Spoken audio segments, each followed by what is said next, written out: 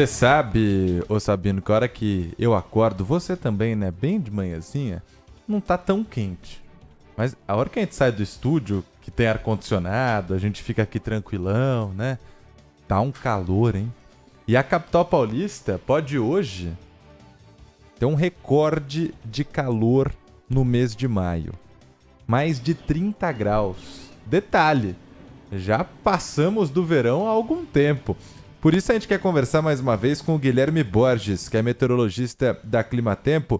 Guilherme, tudo bem? Bom dia mais uma vez. Seja bem-vindo ao Manhã Bandeirantes. Bom dia, é um prazer estar aqui com vocês. Guilherme, o que está acontecendo aqui na capital paulista? Ontem você rapidamente disse que nós estamos vivendo uma onda de calor que deve durar aí mais uma semana pelo menos. As temperaturas vão continuar elevadas até com recorde de calor possível? Exatamente, então a gente segue com essa onda de calor bem intensificada sobre o centro do Brasil, né, pegando principalmente a região aí de São Paulo, né, um estado extremamente importante, a gente sabe, a maior cidade brasileira se concentra aí e, consequentemente, as temperaturas acima da média nessa época geram desconforto nas pessoas, né? E sim, a gente está com esse recorde, a gente está com essa onda de calor desde o dia 22, né, do mês passado. São 18 dias de onda de calor aí, né, fora os que já atuaram e os que ainda vão atuar. É a onda de calor mais longa, né, que a gente está tendo desde o começo do ano. Tá? E a temperatura máxima, né, registrada pelo Instituto Nacional de Meteorologia, né, foi de 31, né, no dia 1º de maio de 2024. Muito elevado, certo? Então a tendência para hoje é que as temperaturas se elevem ainda mais, né, podendo ter recorde na capital paulista. E é a maior também em dias, a maior onda de calor do ano? Foi a maior onda de calor do ano. Está sendo a maior onda de calor do ano, né? A gente precisa frisar isso, né? A gente teve 3 ondas de calor anteriormente e essa começou lá no dia 22, certo? Ela já tem basicamente aí 10 dias e pelo menos mais 8 dias pela frente de atuação dela. Então são 18 dias de onda de calor na região, pegando principalmente a região central brasileira, né? Eu me antecipo muito perguntando se depois vem o friozinho tradicional aqui de final de outono, começo do inverno em São Paulo. Já dá para prever isso? Acho que essa é a pergunta de milhões, né? Mas todo mundo se preocupa e quer saber quando vai vir o conforto, né? Geralmente nessa época do ano, o outono, como todo mundo sabe, é caracterizado, né, por menos incidência de radiação solar, o dia já é mais curto, então, consequentemente, as temperaturas já são mais reduzidas nessa época do ano.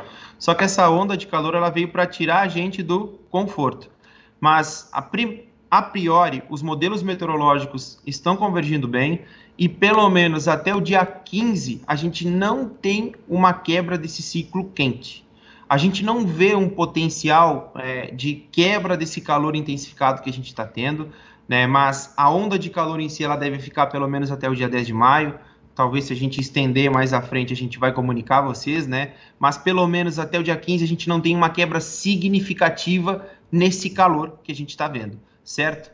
Para o segundo semestre de maio, a gente tem alguns sistemas meteorológicos ali influenciando, trazendo chuva, né? Mas não é algo significativo para trazer um frio potente, aquele frio que a gente fica confortável, né? Por ser uma época de transição, o outono e primavera é uma época mais de conforto para a gente, porque não tem extremos nem de muito calor, nem extremos de muito frio, certo? E a gente pode dizer que isso tem uma ligação, um sistema como um todo, com o que acontece no Rio Grande do Sul, com o que acontece de anormal em outras regiões do Brasil, ou não?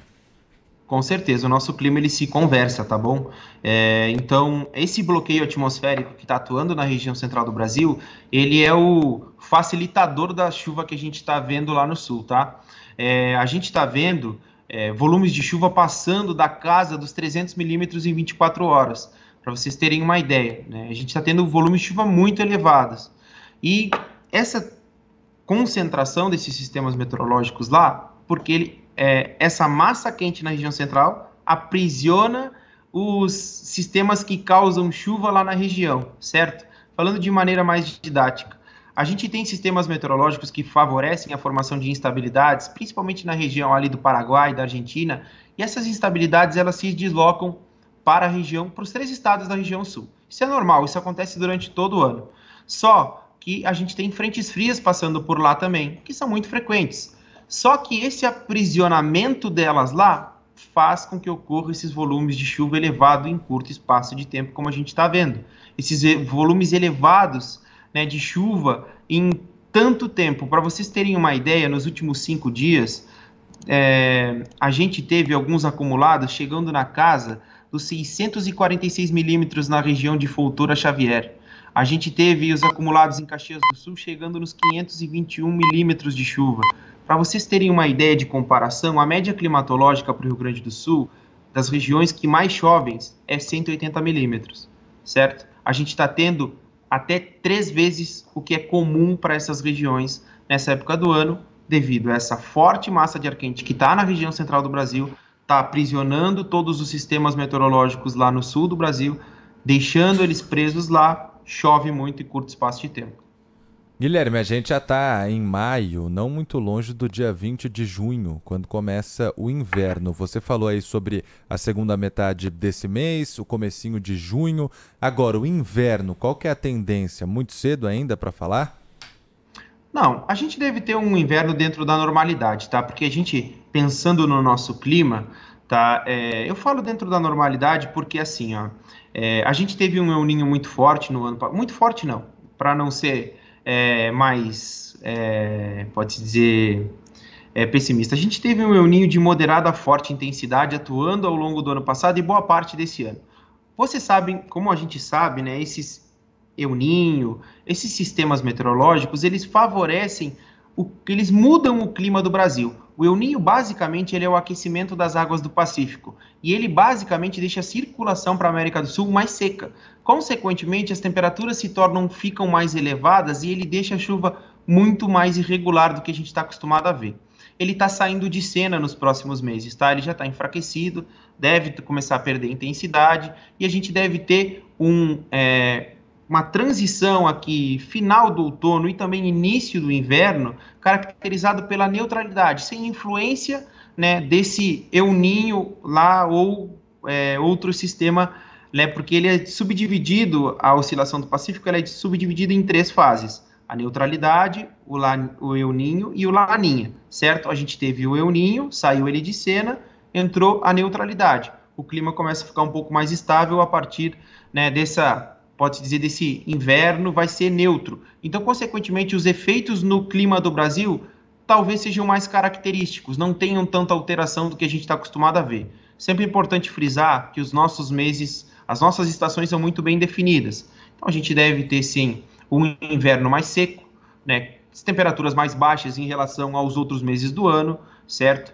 E depois, próximo do final do inverno, aí a gente começa a ter alguma coisa diferente entrando em cena. A gente tem a fase oposta, tá, do Laninha, o Laninha, a fase oposta do El Niño entrando em cena, e ele, consequentemente, influencia o clima do Brasil, assim como o El Niño, tá? E essa tendência é que, principalmente, chova mais na região norte e nordeste do Brasil, ali na região central, principalmente sudeste, aqui a gente não deve ter uma variabilidade tão grande em torno da precipitação, mas em relação às temperaturas, o El Niño sempre favorece a entrada de massas de ar mais geladas. Então, consequentemente, a gente pode ter um segundo semestre um pouco mais fresquinho em relação ao que a gente está vendo, né? Em comparação com o que a gente está vendo nesse começo de 2024 e no que a gente viu em 2023, certo? Fresquinho, você está dizendo que o inverno pode ser rigoroso.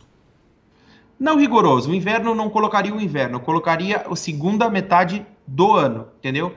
Em primavera, ali a gente pode ter uma chance de algumas massas de ar mais polares, então, consequentemente, a gente pode ter uns frios mais significativos ali em setembro, outubro, tá? Novembro. O nosso inverno vai ser caracterizado pela neutralidade, então a gente deve ter temperaturas dentro do normal e chuvas dentro do que normalmente chove. Não tem essa tendência de um inverno mais rigoroso à vista, por enquanto, tá bom? Guilherme,